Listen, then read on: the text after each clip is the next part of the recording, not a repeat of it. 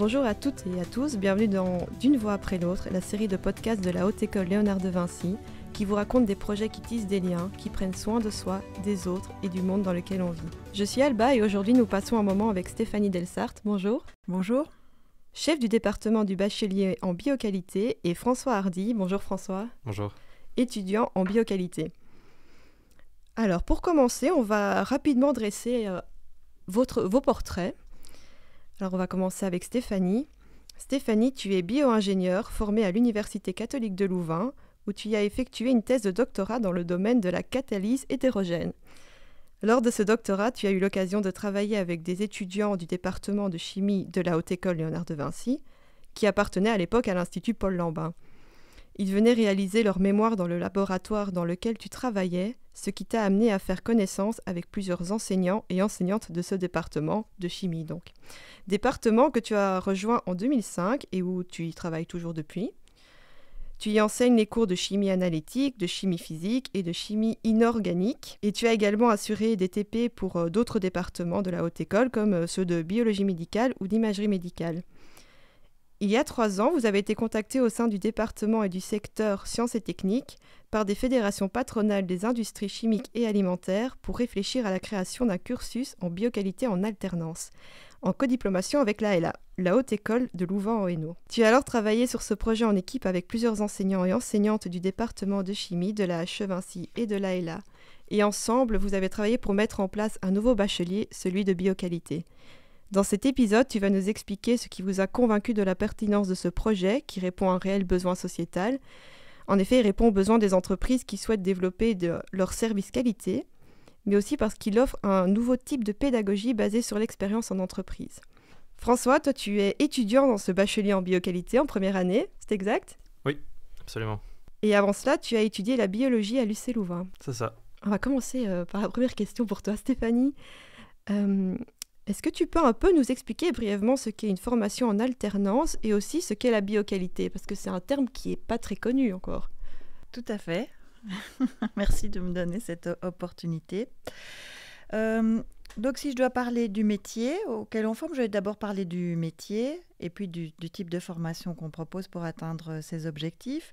Donc ce qu'on vise, c'est de former des étudiants qui seront à même d'intégrer les services qualité des entreprises, à la fois pour les secteurs de la chimie, du biotech, du pharma, de l'industrie alimentaire et aussi des laboratoires d'analyse médicale, et qu'ils intégreront en tant qu'assistants à la qualité. Ils pourront travailler au processus d'amélioration continue de 2 types de départements dans ces industries, le département contrôle qualité et ou les départements assurance qualité. Alors, au département du contrôle qualité, ils vont travailler sur la chaîne de production, par exemple, programmer des échantillonnages, ou au laboratoire, par exemple, réaliser des analyses. Tandis que dans le département assurance qualité, ils travailleront plutôt sur la gestion documentaire, sur la préparation et la participation aux audits, et sur les interactions avec les clients et les fournisseurs pour les problèmes relatifs à la qualité. Oui, donc en fait, c'est quand même un panel très large auquel répond la bioqualité. Ah oui. En fait, on a choisi le terme bioqualité pour indiquer que nos étudiants pourraient travailler sur tous les processus liés à la qualité, à la fois dans l'industrie chimique, mais dans toutes les industries liées au vivant, comme les industries biotech, pharma. Donc en fait, les débouchés sont très importants. Donc ça, c'est pour répondre à la partie de ta question relative au métier. Maintenant, sur le mode de formation qu'on a choisi, qu'on a mis en place, c'est une formation en alternance. Ce qui veut dire que pour la moitié de leur formation, les étudiants seront formés en haute école, pour la moitié en entreprise. En haute école, ils vont suivre des cours théoriques qui seront suivis de séances d'exercice, de travaux pratiques, comme d'autres étudiants inscrits dans des bacheliers scientifiques. Tandis qu'en entreprise, ils apprendront en faisant, sur le terrain. Leur apprentissage sera expérientiel. Pour ce qui est des apprentissages de l'étudiant en entreprise, ils sont définis dans ce qu'on appelle son plan de formation. Au début de chaque année académique, le superviseur, qui est la personne de la haute école qui va suivre l'étudiant, et le tuteur, qui est son homologue dans l'entreprise, se mettent ensemble et travaillent à établir ce plan de formation sur base des compétences que l'étudiant devra avoir acquis au final, au terme de son bachelier. Et on vérifie que ces compétences seront bien travaillées lors de l'immersion en entreprise de l'étudiant. Et donc, cette formation en bioqualité est la première et actuellement la seule formation en alternance de la Haute École Léonard de Vinci. Et c'est la première dans Fédération Wallonie-Bruxelles, si je ne me trompe pas. Tout à fait. C'est assez innovant. Les bacheliers en alternance, pour l'instant, il n'y a que 4 bacheliers en alternance qui s'offrent en Fédération Wallonie-Bruxelles, dont un seul dans le domaine de la qualité qui est le nôtre. Et c'est une formation tout à fait nouvelle. Il n'y avait pas de possibilité de se former à la qualité via un diplôme de bachelier avant qu'on ouvre le bachelier en bioqualité. Qu'est-ce qui vous a convaincu à répondre à cet appel des fédérations patronales et des industries chimiques et alimentaires à travailler comme ça en alternance? Est-ce que ça vous a motivé directement? Vous vous êtes dit, là, il y a quelque chose à créer?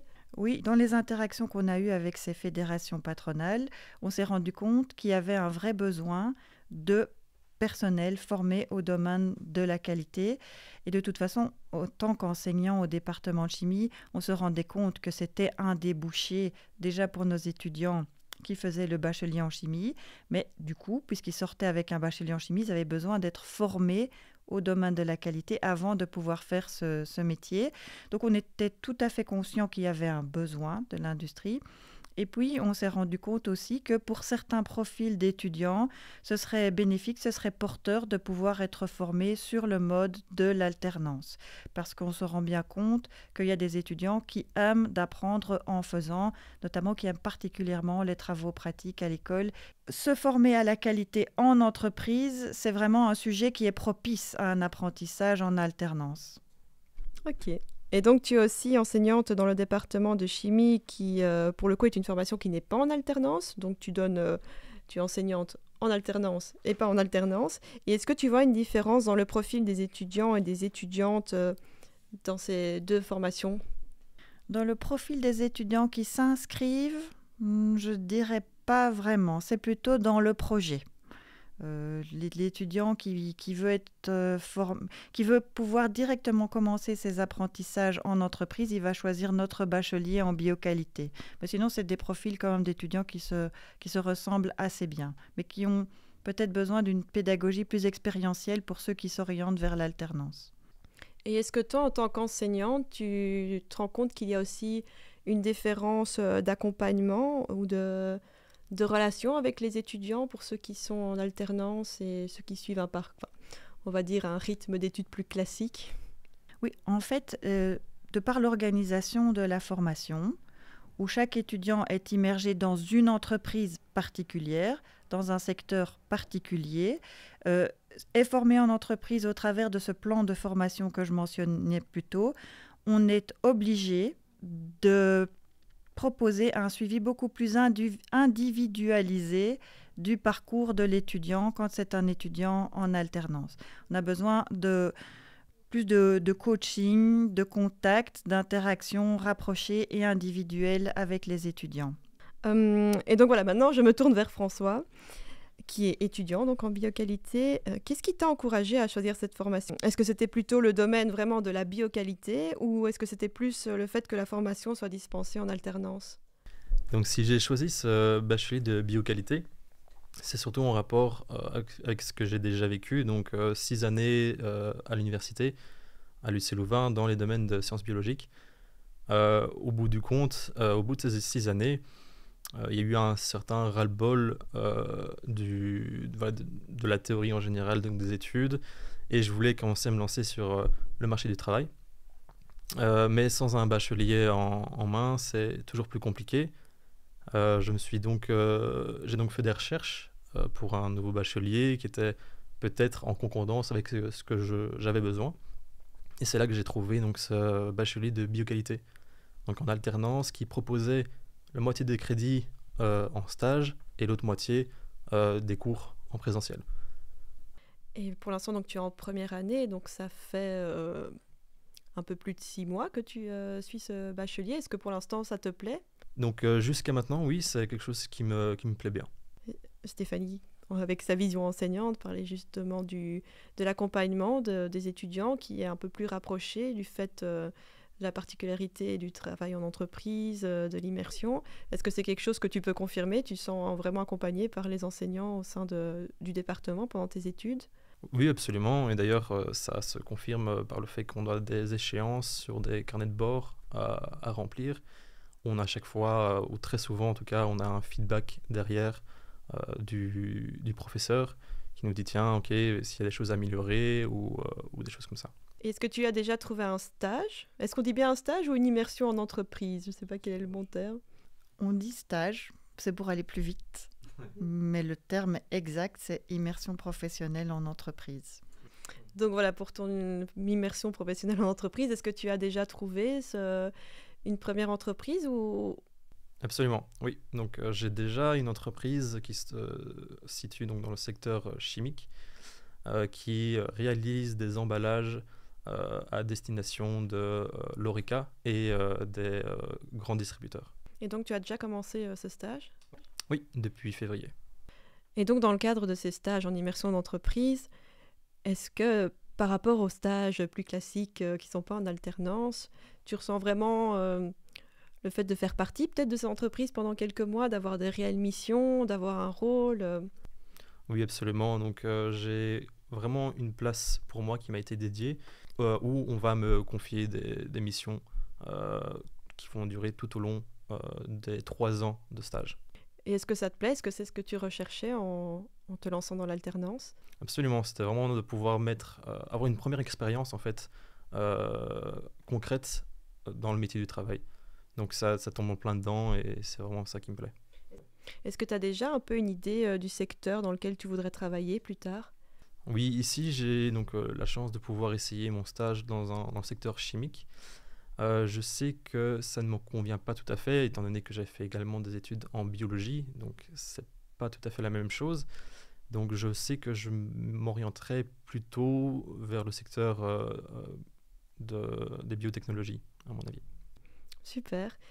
Et aussi, ce qu'on a oublié de dire, c'est que ces stages en immersion en entreprise sont rémunérés, ce qui est quand même plutôt rare en Belgique. Oui, tout à fait. Donc l'étudiant, depuis le démarrage de son immersion professionnelle, touche un salaire mensuel brut d'environ 600 €. Et est-ce qu'il faut dire quelque chose d'autre? Est-ce que c'était important pour toi que le stage soit rémunéré? Mais je dirais que dans les éléments, comme on demande aux étudiants d'être mobiles, ça on n'a pas encore dit, ben, tu vois, François il prend sa voiture, je pense, et donc c'est un petit peu logique qu'il ait une petite rémunération de l'entreprise, ne fût-ce que parce qu'il y a des frais de mobilité qui sont associés à son immersion. Oui, parce que souvent ces entreprises se trouvent dans des zonings et pas facilement accessibles. Tout à fait. Ici, j'ai de la chance que mon entreprise se trouve dans la ville où je vis, mais je sais que pour la majorité des étudiants de ma cohorte, c'est le cas. Ils doivent se déplacer relativement loin pour avoir leur stage. Et pour en revenir aux entreprises, Stéphanie, est-ce qu'au sein du département, c'était difficile de trouver des entreprises prêtes à accueillir des étudiants? Ça, c'est un gros défi qu'on a effectivement au début du bloc 1. On accueille nos groupes d'étudiants et puis on sait que chacun va devoir trouver une entreprise pour réaliser son immersion. On discute avec beaucoup d'entreprises des différents secteurs. On a monté aussi le projet avec eux. Donc sur le principe, en général, ils sont toujours très enthousiastes quand on les contacte. Mais après, il y a une mise en œuvre, il faut passer par les ressources humaines, signer une convention, payer l'étudiant. Et donc, il y a parfois certaines difficultés d'ordre administratif qui compliquent un petit peu l'immersion professionnelle de l'étudiant. Mais jusque-là, avec un peu de pédagogie, en expliquant bien nos attentes, en expliquant bien les avantages pour l'entreprise d'accueillir un étudiant, on arrive à passer au-dessus de ces barrières-là qui sont compréhensibles, somme toute, et d'avoir des entreprises vraiment qui sont motivées pour accueillir nos étudiants et qui les forment, je pense, tout à fait correctement. Oui, et puis ce bachelier en alternance a débuté, pas cette année-ci, mais l'année précédente, et donc c'est le tout début, et donc vous devez sûrement être encore en train d'essayer de faire connaître le projet, d'intégrer les entreprises, certaines avec vous. Oui, donc on a une brochure qui explique de la façon la plus claire et la plus détaillée possible à quoi s'engage une entreprise qui accueille un étudiant chez elle. Donc on diffuse cette brochure et puis on parle beaucoup aussi avec les industriels où il y a un salon de l'alternance qui est organisé une fois par an où les écoles, les entreprises et les étudiants peuvent discuter autour de ce projet.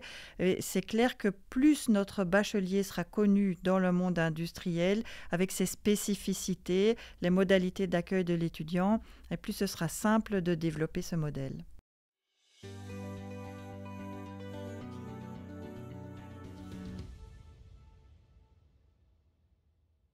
Alors merci Stéphanie et François d'avoir répondu à nos questions. Pour conclure cet épisode, Stéphanie, nous t'avons demandé une phrase, un mot à partager pour résumer notre discussion d'aujourd'hui.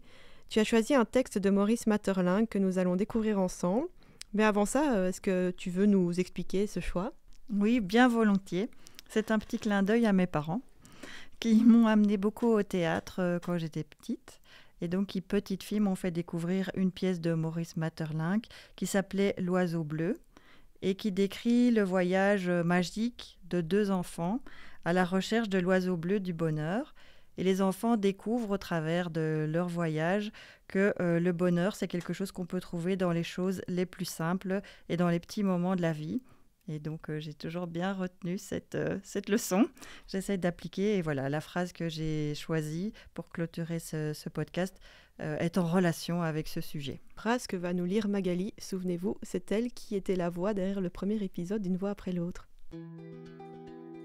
Trop d'êtres s'imaginent que le bonheur est autre chose que ce qu'ils ont, et c'est pourquoi ceux qui ont le bonheur doivent nous montrer qu'ils ne possèdent rien, que ne possèdent tous les hommes dans le cœur. Cette phrase est issue de La sagesse et la destinée de Maurice Maeterlinck. Merci Magali, merci à toutes et à tous de nous avoir écoutés. Encore une fois, merci à vous, Stéphanie et François, d'avoir accepté de participer au 3e épisode de ce podcast, D'une voix après l'autre. Si le sujet vous intéresse, vous trouverez toutes les informations du bachelier en bioqualité sur notre site internet, vinci.be. Aidez-nous à faire connaître les voix de Vinci en partageant ce podcast. Toutes les sources ou infos pratiques dont nous avons parlé sont disponibles en description. Nous nous retrouvons dans un prochain épisode.